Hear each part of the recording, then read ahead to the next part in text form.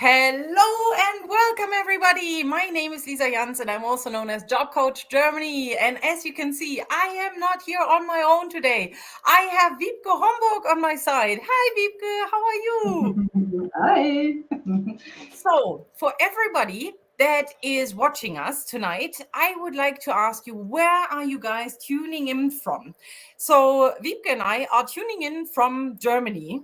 And I would like to give you a little introduction. So Wiebke is an intercultural trainer and expat coach, but she will probably tell us a little bit more what that actually means.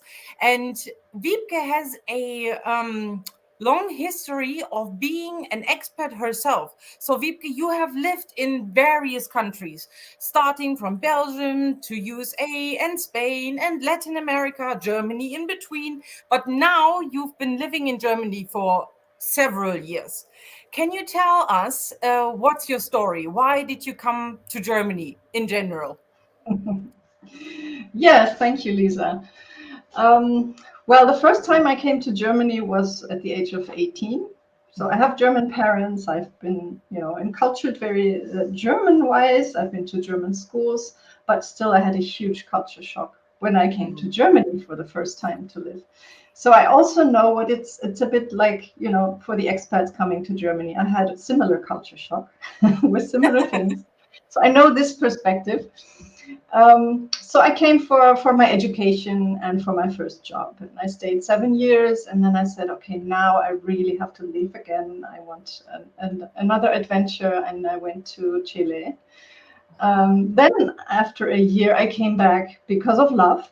I got Hey, married, yeah. and after a few years in Germany, we went to Mexico together. Mhm. Started a family, and then after the expat assignment was over for my husband, we came back to stay for a while. We wanted to settle, and Okay. yeah, when you have, when you start a family and children are in the game, it's a whole different decision where you want to live and how you want to live. We thought this moving lifestyle was very unstable. So we wanted to have a more settled life with the children and also be close to our families. Yeah, and that makes total sense because it has a huge impact on our lives being adults, but for children an even bigger impact when they are moving around all the time and lose their network and have to adjust to new cultures all the time. So I totally understand that you made that decision. And I mean, you've seen so much of the world already. I feel like I'm on the back foot. So, but you really know what you're talking about when it comes to cultural obstacles. And I find it very interesting that you say that the first time you came to Germany, it was a real culture shock for you, even though your parents prepared you, or even though your parents raised you in a very German manner. So this is actually very helpful for everybody that is working with you to know that you've gone through the same experience and that you have seen the struggles, that you've been through those. And so now you've started your family, and you asked that you've been in Germany for several years. Can you tell us in which region you are? Yes, I'm in the north of Germany, in Hanover, well, near Hanover, in a small village.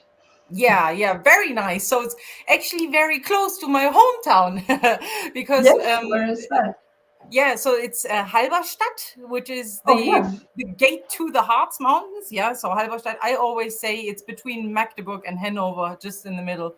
So Beautiful. Yes. yes, beautiful. And I mean, Hanover is a great city as well, and really nice to see that you have settled there. There is another podcaster as well that I know who has started his journey in Hanover. But the first time when you were in Germany, do you remember which city you were then? So the first 7 years? Course. Yes, it was Hamburg, which still is my favorite city in Germany. Yes, mine too. Oh, I love Hamburg as well. It's my favorite Yes, city in Germany as yes. well. Oh, It's cool. I love that it calls itself the gate to the world, and it's a very international, open-minded city, and that's Yeah, what I like about it. And it's close to the sea. It has a port, so it has this maritime flair to it. that's Yes, and true. we have very good friends still there, so we often go visit. It's not far Yeah. from Hanover. Yeah, and that's the best part, that it's not that far away from Hanover. So really cool that you can still visit Hamburg. I used to live in Hamburg as well for, I think, 2.5 years, and I loved it very much. The same reasons that you said, and it's everybody always said, no, Hamburg has such bad weather, but whenever I was there, the weather was good. Really, I Yeah. mean, you get used to it, I think. Well, you don't move to Hamburg because of the good weather, so Yeah. that's of course, but it has other Yes. things that are well worth it. That's true. That's true. So, and now let's go back a little bit to a question that I like to ask. That is, do you, yeah, can you share with us what you wanted to be when you were a child? So, what kind of career did you want to pursue when you were younger? I really didn't know. I was one Oh, of those children that never knew, that maybe I had some dreams. I think it had to be something with languages. I okay. loved languages and been speaking different languages from an early age on because of the moving. So that always was fascinating, and maybe also a teacher. Ah, yeah, okay. Okay. Yeah, but I mean, when we were younger, it's this, well, at least for me, this term intercultural trainer or coach wasn't in my picture. I didn't know anyone who was doing that, but it's quite Either. similar. It's quite similar that, like for me also, I was, yeah, indifferent between being a teacher or languages as well. So that's definitely a big plus for you, having been and having lived in so many different countries. But let's dive into the topic that I'm most interested in about. It's you and your job. So, as an intercultural trainer and expat coach, what does that actually mean? What do you offer? Yes, so I have several hats. I work as a trainer, doing workshops, and also as a coach, which is more on an individual basis, but also with groups. And I also work with companies Mhm. and with individuals on a personal basis. So different areas, different types of hats. So with the companies, generally it's a large German corporation that has international subsidiaries, and they send expats abroad on a foreign assignment for a certain number of years. And I help them prepare for this assignment. So the usual thing is you have 1 or 2 days of preparation, um, where we talk about intercultural competence and culture in general, and also cultural dimensions. But we try not to stereotype and not to categorize each country into one box. And then we work on the work culture. There's always differences in the way people communicate, the way people lead and decide, and it's very fascinating to also become aware of your own culture Yeah. first, to see what is my cultural imprint, and what is my preference. It's also a very personal thing. Um, and then see, okay, how can I cope maybe with people who are different, and how to find. I provide some tools, and work with them for the work culture, but also we talk about private life, what to expect, what to look out for, some typical culture shocking things, and how to deal with culture shock. So these are all the topics in such a training. I also talk about the reverse culture shock. So prepare Mhm. them already in the mind that one day you're going to come back. Yeah. And please have in mind that that's not easy, and you can do certain things while you're abroad to Yeah. prepare already Yeah. for coming back. So I prepare the professionals, but also their families, usually the partner and with kids, I have a colleague who's better with the kids. So I've teamed up with a group of colleagues for that, so that the whole family gets a good The support training. that they need. Yeah, that makes Yes, sense. yes, and this can be complemented by coaching. So I'm Mm-hmm. an intercultural coach, and this is where I think it becomes really interesting, because this one day training, it can only give you so much guidance at the moment, and then when you're in the country and you make your first experiences and you are in the middle of culture shock, then is when you need a coach, to help you get through this phase and to develop, a different perspective and to move forward. So yeah, the combination of the two is actually ideal. Perfect. Yes, and so my focus there was, working with companies, and I thought, well, this whole knowledge, when I learned the intercultural theory, I said this knowledge should be, available to everybody. Why Yeah. only the big companies? Why Mm-hmm. not offer this to any expat, especially the self-initiated expats who are so brave, who come to a new country not knowing Yeah. anybody and they start from scratch. Yeah. This would be really helpful and save them lots of misunderstandings and pain. Yeah. So True. I also offer a course called Working in Germany, which is designed for individual clients, right? Yeah. Yeah, Okay. and That's a then lot. yes, yes, and I also do group coaching with repatriates. We have a very nice group, a German group, every few months. And this is also really nice because the group setting helps, people need people to talk about that they're going through the same thing. And Yeah. yeah, this is also very nice.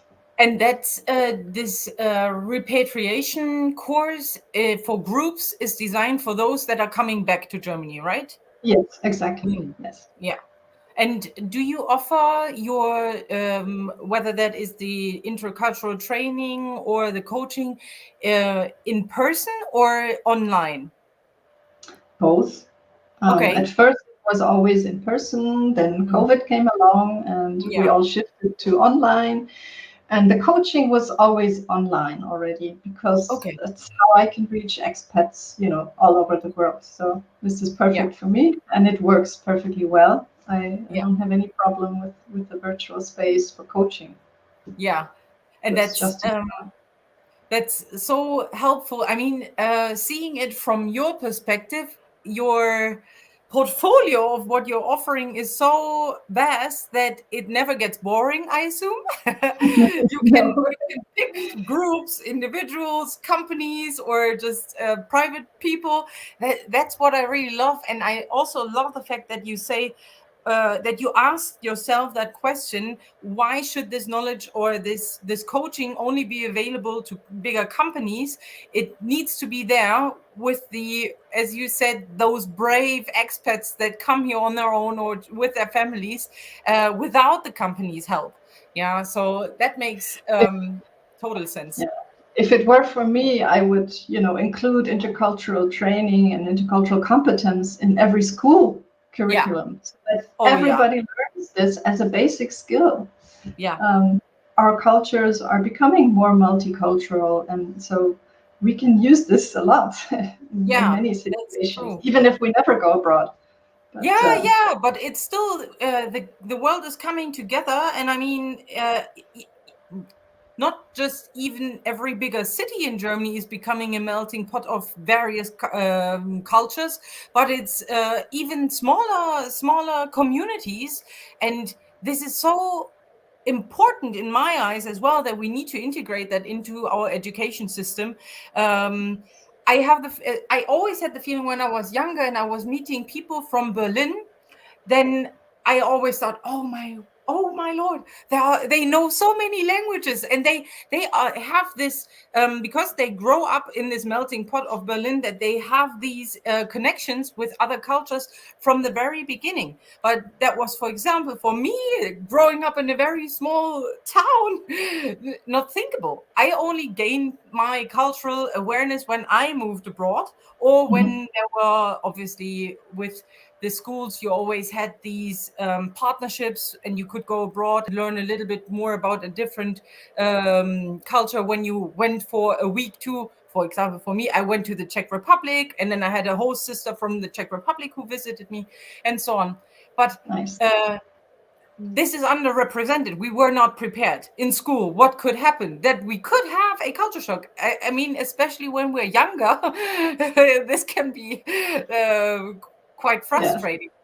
And it's also would be great to, for society to be more inclusive. We're learning this through all the diversity discussions that are going on, but this would really help. This cultural competence is not just country culture. It can be any culture.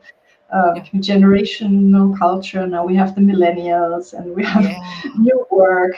So new work cultures are coming up, and how to balance that with the existing ones and the older traditional ones. And there's so much in this intercultural competence framework and the teachings and the tools that can be applied to so many things. So that's true. It never ends. There are so many aspects of the culture in general that we could dive into. And I also I always say when I'm talking to you, I wish I had known you before, because I have gone through this myself, especially this part when I came back to Germany, that I was really shocked, and I thought I'm lost. I don't know.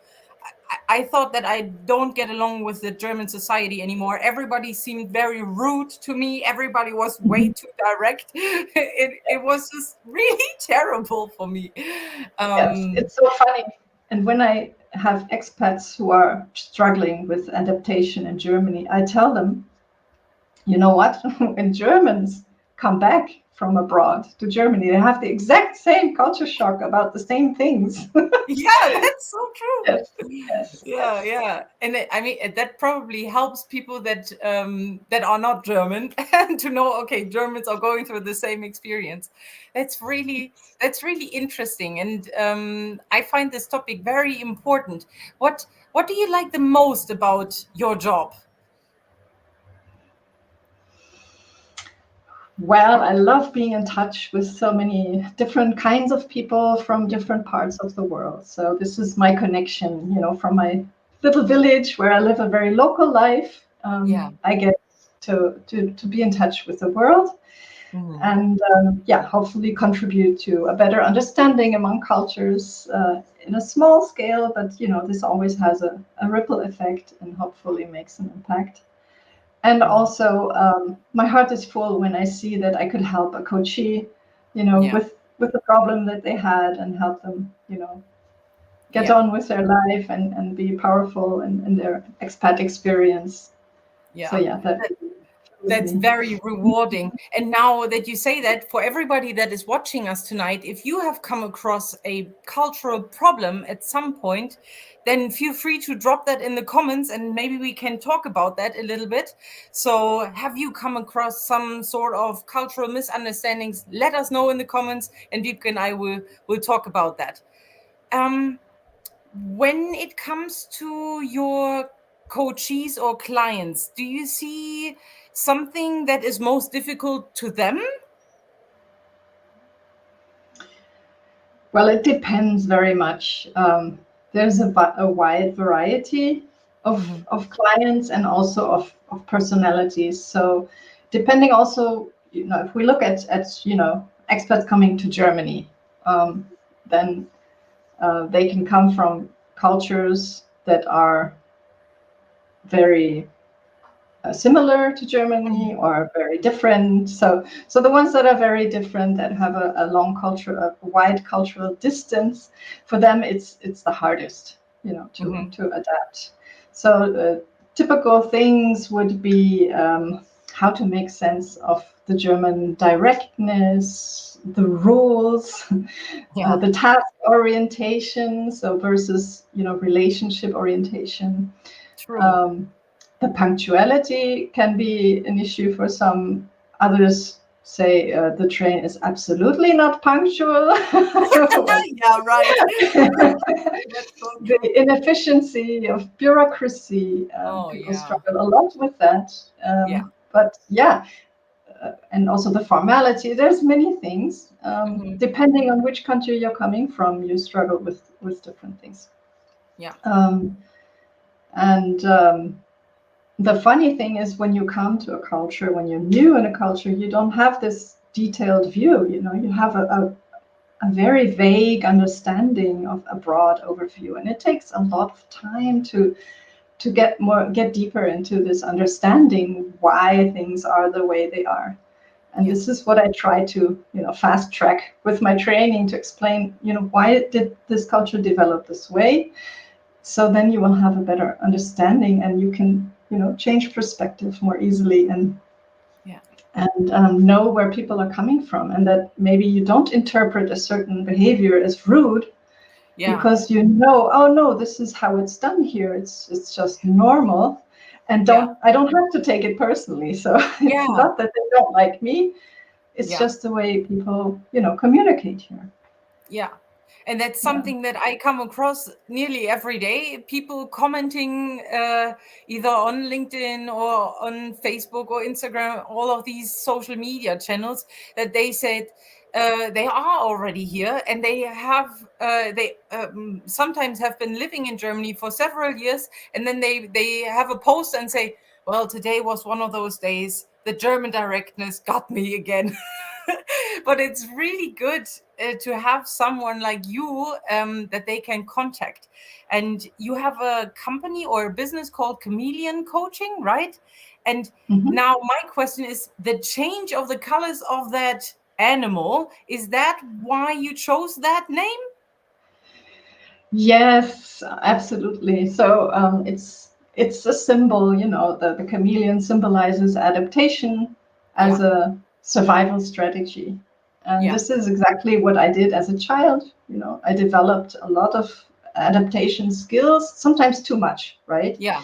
and Hmm. and and then you start losing your identity in the Yeah, process, and that's not good. So I no. went into a bit of an extreme, but then I went back, and now I think I figured out how to adapt and stay authentic at the same time. You can do Mhm. both, and there's certain strategies that you can do to not lose yourself. And it's completely normal when we go through a transition, like an international move, which is a huge transition, that we start questioning our identity because we lose our reference points. So Yes.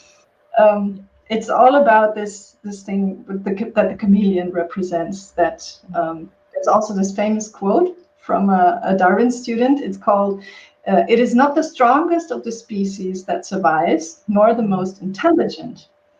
It is the one that is most adaptable to change." Yes, Yeah. exactly. So that's the chameleon strategy. Yeah. And yeah, this is what I That's try to practice with my clients.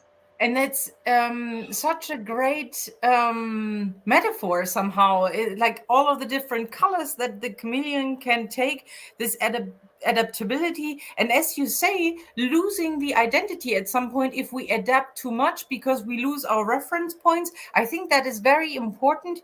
Um, somewhere I read also a quote. I can't remember who said that now, but you are a different person for every other language that you speak, or something like that. And it felt to me like that. There's something that people pointed out to me, that when I'm speaking English, I have a much higher pitched voice compared to my "Hallo, so spreche ich auf Deutsch," my lower German voice. And I don't know Yes, whether I hope I absolutely. have Yes. lost my identity. No, it's just that you've gained certain personality traits. Yeah, You have now a bigger repertoire to choose from, yeah, and it's a gift. You don't have to hide your old self. mhm, The elements are still there, and you can choose when to show up as the German Lisa or the English Lisa. Or I yeah. have the Mexican, then I start. Ooh, lovely. Oh, When I speak Spanish, then I go wild. yay. Wow. Oh, I want to see that. Yeah. No, But no, no, not today. no, not today, of course. But I really appreciate that you say that it's a gift, because that already takes away this pressure that I just put on myself, like saying, "Oh, did I lose my identity?" But no, it's, as you say, it's a bigger repertoire, and I can pick from that. And knowing that I can still be myself, I can still be authentic. That's a real relief. That's really good. Yeah. Yes, it is. And I really want to encourage anyone, seeking a job in a foreign country, may that be Germany or any other Yeah. combination, to find a job where this is valued, that you bring in a new perspective, and that you bring you in your own personality. Of Yeah. course, you will have to adapt, because there is a way how to communicate. If you want to be effective in another culture, and you want to communicate and get things done, you have to adapt to a certain point. But you can also bring so much of yourself into it, which is, and if you have a company which doesn't value that, it happened to me. Oh. They couldn't handle a chameleon. Then I said, okay, then it's not a good fit. Yeah. Uh, Yeah. of course, first I went through a whole phase of doubting myself. Yeah. What is wrong with me? But we need to be more confident. And Yeah. I mean, Germans abroad have a very good standing. We are very popular as expats. Yeah. We are always well received, and I know this is not always the case for expats in Germany. Yeah. It's harder, and I realized this the other day when I was talking to a group of Mexicans who are living in Germany, and they said yes, and we're always seen as these as immigrants who are trying to get a job, and who are stealing jobs and who are not qualified. Yeah. And I said, no, I would never see it that way. But Yeah. yes, that's how they Yeah. perceived it. Yeah. And they shouldn't. They should be so No. much confident, because they Yeah. come so well educated, and Yeah. they can bring so much to German workplace. Yeah.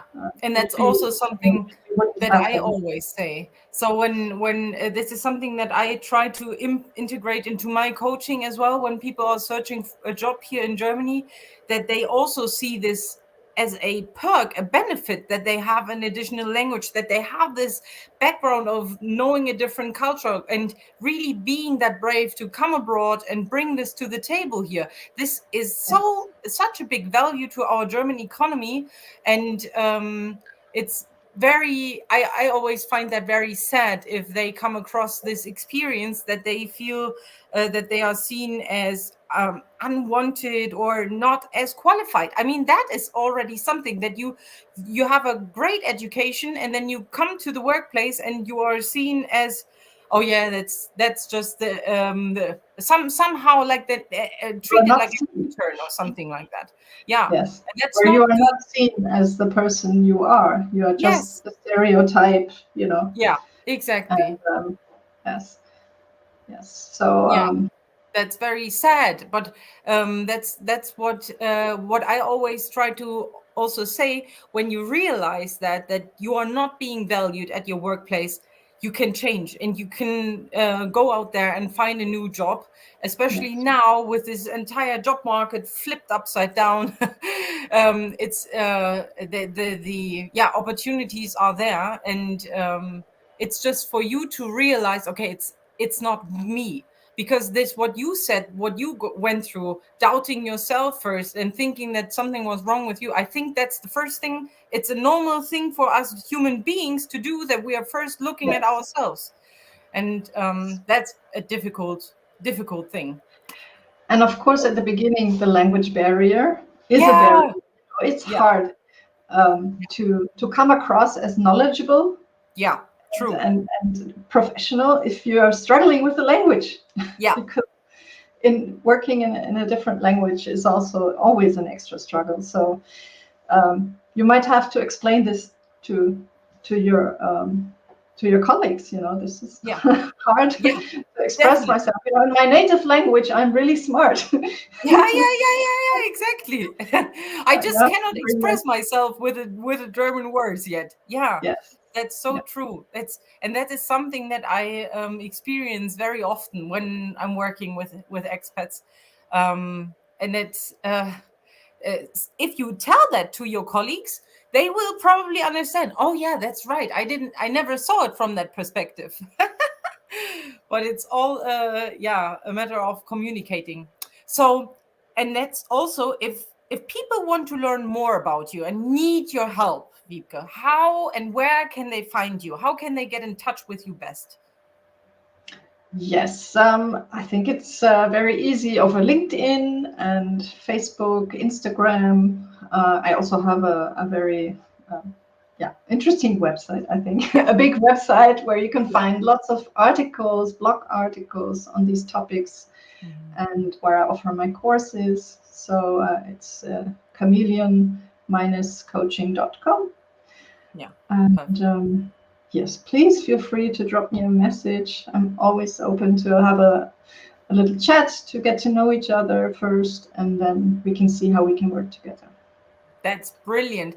And for everybody that is watching, I have linked everything in the video description. So if you want to go on Wiebke's website or any of her social media channels, just simply click on those in the video description. And as Wiebke said, don't hesitate to reach out to her, because that's what she's here for. She wants to help you, and she feels rewarded when she can help you go through your cultural shocks, go through your obstacles. And she has experience that the same. So you might as well have it easier to talk to her, because it's very relatable. She knows what you're going through. And for everybody that wants to learn more about Wiebke and her topic with regards to work culture and intercultural training, I have a special surprise for you, because Wiebke is one of our expert speakers at the Welcome to Germany Summit on the 29th of September this year. So feel free to sign up for that to learn even more about what Wiebke can help you with. Wiebke, thank you so much for taking the time to talk to me tonight. I Thank you, Lisa. and I think that a lot of people gained more clarity. I mean, I already gained more clarity, and I felt relieved from talking to you. So thank you very much for sharing your expertise. Wonderful. And I wish you a My wonderful pleasure. evening, and speak to you very soon. Bye bye. Thank you. You too. Thank Bye you. bye.